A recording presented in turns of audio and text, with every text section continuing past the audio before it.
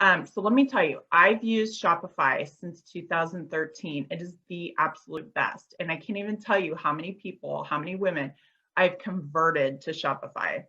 Here's why. If you're selling on Etsy or in a Facebook group in particular, there are a few things. First of all, you don't have control if you're selling in one of those. Like, let's say, for example, you're selling on Etsy. I'd really love for you to own the assets of your company. I'd really love for you to be able to create an email list that you own and be able to email them when you want to. That is like the biggest asset that you have as an online store is your email list and the ability to communicate with people. And that's why it was so hard for me earlier this week when I couldn't communicate, when my emails weren't going through, when I had that glitch earlier this week. You can see that to effectively run an online business, you have to have access to communicate. That's one. When you're on Etsy, you're not going to have that. When you're on Facebook, do you have an email list? If you're building on Facebook or on a page or in a group, most women I talk to don't. Okay, that's the first part. Your email list is a huge part of it. And if you're not selling on Shopify, you don't have that. 99% of you don't.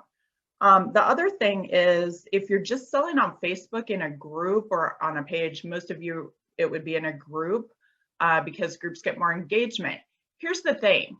There are so many things that can go wrong. You can lose access to Facebook. I have talked with women that have lost access. They've been locked out. Their entire group's been deleted. It's scary to think that Facebook is in charge of your business and they're basically in control. So if you want to continue selling in Facebook, that's perfectly great. You know, you've got a head start if you've already got a Facebook group.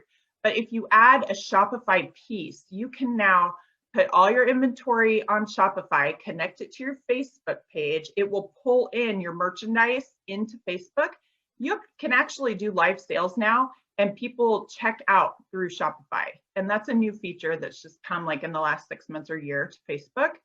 Also, think about this. What if someone wants to buy something, but you're not on? Or what if they want to browse? Like, how hard is it if you're in a Facebook group to go in there and like browse stuff? Like, what are you supposed to do? Scroll through the links and like try to find stuff that I mean, it's just hard, right? And so if you want people to buy from you and be loyal customers, you want to make it as easy as possible for them to do that. So having a Shopify store lets them shop when they want to, right? And it's easy. It's so easy. There was a girl last year that she did not think that Shopify was important. I said, okay, just give me 30 days. And so we set up a store for her. And do you know, like in her first week, she emailed me and said, Karina, I made sales while I was sleeping. And I didn't even have to do anything. I didn't have to go live, nothing. And it was all because she was promoting her store, her Shopify store inside her Facebook group. So people were actually shopping when they wanted to shop, you know, not just posting and waiting to be invoiced. So I really want you to think about that. If you want to grow your business and you're just on Facebook, that is the sticking point. That's why you're stuck. You have to grow and expand and give your customers better options to shop with you. It's better to have multiple streams to shop. So let's say you're on Etsy. Well, let's add Shopify. Let's put your products also in a Shopify store. That way you can own your email list and you can start building your own business instead of letting the Etsy have all the control. You can still sell on Etsy, but you can also sell on Shopify.